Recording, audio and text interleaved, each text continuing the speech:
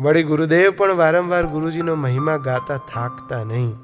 ઈસવીસન 2013માં ગુરુદેવ પરમ પૂજ્ય બાપજી સાધક તાલીમ કેન્દ્રની સભામાં સમર્પિત મુક્તોને સ્વામિનારાયણ ધામ પર લાભ આપવા પધાર્યા હતા.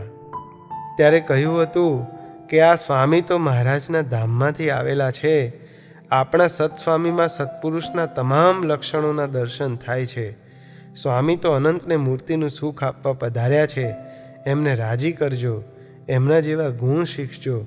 એમના વિશે દિવ્ય ભાવ હશે તો ભૂંડો ઘાટ પણ નહીં થાય, અને એમનામાં મનુષ્ય ભાવ પરઠ્યો તો દોષો સારી પેઠે કરડી ખાશે, કારણ કે સ્વામીને મહારાજ સાથે એકતા છે.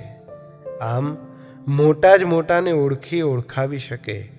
મોટા મોટાએ જેમને પ્રમાણ કર્યા હોય એનાથી મોટું પ્રમાણ બીજું કયું હોઈ શકે? આમ આ લક્ષણ સત્પુરુષની સાચી ઓળખ છતી કરે છે.